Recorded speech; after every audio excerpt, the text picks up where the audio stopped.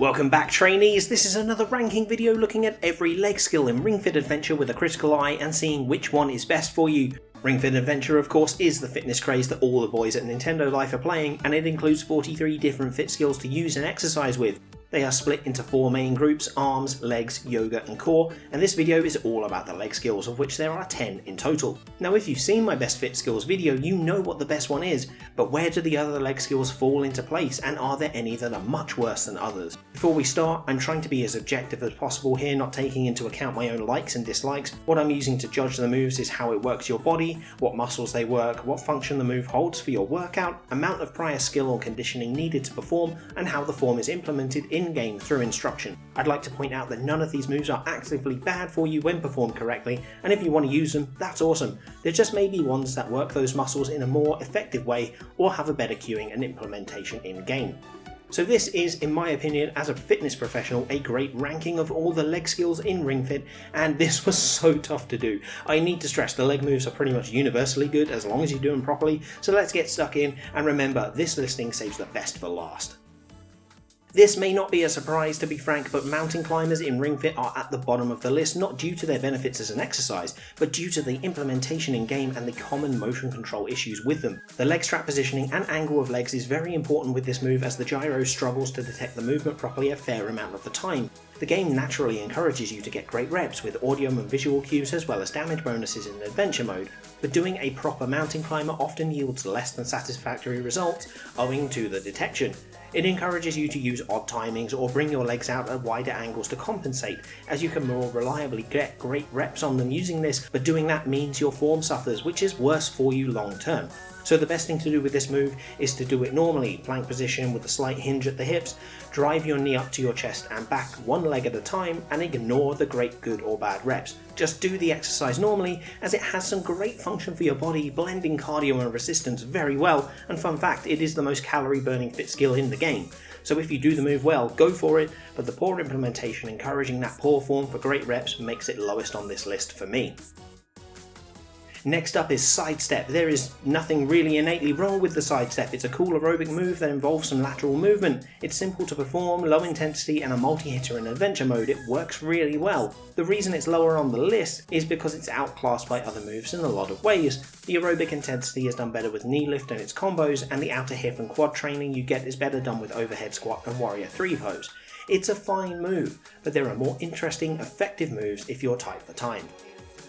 Thigh press is next, and it's an interesting move because it focuses on the muscles right on the inside of the thigh, and pretty solely on them, making it the closest to an isolated movement of all the leg skills. This isn't inherently bad or anything, but again, wide squat and overhead squat work the thighs more effectively, and the act of training the adductors is specifically more fun with Thigh Rider, and not super necessary for a lot of people to do as a dominant training piece. So it definitely has its utility, and the in-game cueing is really good, implementation is decent, so it's fine, but there are more awesome leg skills to prioritize. At number 7 is wide squat. Now you may be surprised at how low this is, but that's only because there are some really top tier moves in Ring Fit's leg selection, and they all squeak out a higher place. The wide squat is a fantastic variation of the squat that requires a wider foot stance, which works the abductor muscles on the outer thigh and hip better, as well as creates a solid base to drop down for. Squats in general are a great exercise for the legs, and it is an essential movement pattern, but the wide squat is outclassed by overhead squat for function, as it does everything the wide squat does and more, and also the standard squat outclasses it for its basic and essential functionality. It's still a great move, and it makes a great progression from squat to overhead squat, but the other two are more useful overall.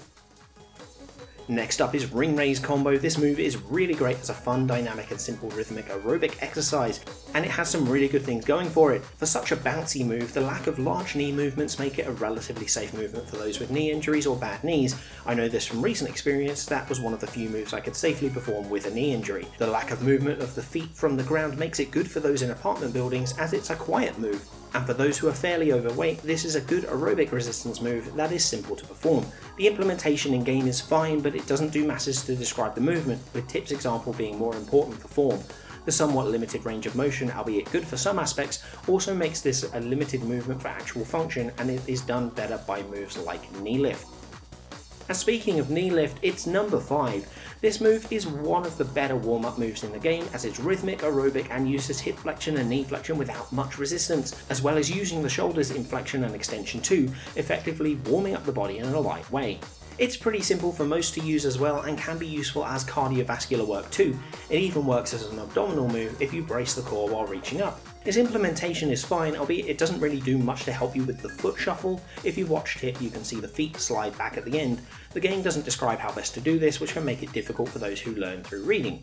That's not too much of a downfall though. A lot of the leg moves are really good, and this is another case of just there are a lot of great exercises in the game that can do more for your body.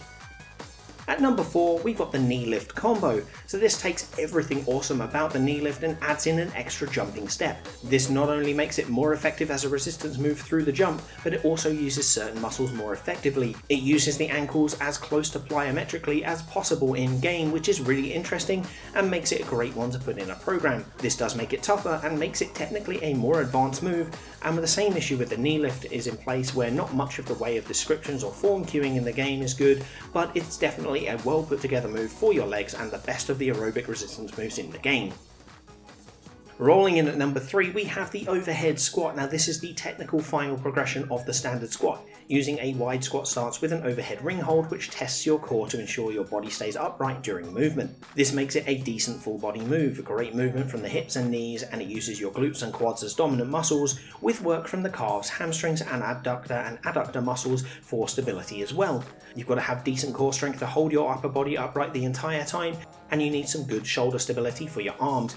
There are a lot of major muscles in play in this exercise. This does make it biomechanically harder to keep upright though, with a slightly altered angle at the hips sometimes being necessary depending on the body in question. The game is fairly descriptive when it comes to cueing, and it has good use as a multi-hitter in adventure mode. It's a great move to bring into any gameplay session, but since it's quite tough, it misses out on a top 2 spot. At number 2, it's the squat. Yes, the basic squat. I feel this beats out other moves because the squat is one of the basic primal movement patterns that all able-bodied humans use, and being able to train this in this method is important. Ring Fit uses it well in adventure mode as a basic attacking move, and it cues it pretty well as well. Tip's visual description is great, and Ring's audio description works to tell you what to do pretty good too. The pause at the bottom of the squat actually creates some additional isometric difficulty here that you may miss out on otherwise, which is fantastic. It's got good implementation, great functionality. Nailing the squat technique is pretty vital to everyday health too, and will help you perform a lot of other tasks and moves in and out of the game, which is why this sits at number 2. So the number 1 leg fit skill, of course, is the hip lift. This is just a wonderful move with so many good benefits for the body, as well as great implementation and cueing. The only downside to this move is the fact that it's a healing move in adventure, but depending on how you play, that is fine because you can use it to extend the gameplay session rather than using a smoothie. The hip lift provides dedicated work for the gluteus maximus, the single largest muscle in the body, as well as the hamstrings, core and lower back. It provides stability and mobility benefits that help everyday functions like walking and squatting. Hip lift and other bridging moves like this can also assist with pelvic floor muscles to aid urinary and sexual health as well, and the training of the hamstrings is really important for those who play Ring Fit, as the moves can often be so quadricep dominant and can easily outbalance the hamstrings. This can help aid against anterior pelvic tilt therefore, which is great for normal posture. Add in the simplicity of the move, giving it a low skill floor to perform, and you have an easy move with amazing positive functions for the body, which gives it not only the top spot for the leg skills, but in my honest opinion as a fitness professional, the top spot for all of the fit skills in the game. So there we go, all of the leg skills ranked. That was a really tough one to rank. I ended up changing the positions of quite a few when I wrote it out, but that's just the way it goes with being critical. You know, you analyse something, you delve into it, and sometimes these things change. It's been really nice to come back to this after doing the Kickstart 2.0, and writing a video like this has been so refreshing, and for those who have been waiting for this one, I do apologise. I promise the wait for the next one, which is the yoga skills, will not be as long. So thanks for watching, and let me know if you agree with me. Do you think that I've missed something critical about one of the leg skills, and do you think the hip lift should be number 1? Hit me up in the comments down below. As always, like, share and subscribe to the channel, and I want to say thank you to my patrons like Rain, I Love Waffles 1311 and Sick Hippie for supporting me through Patreon. Thank you so much. I've been Master Trainer Peter, and I'm going to see you next time.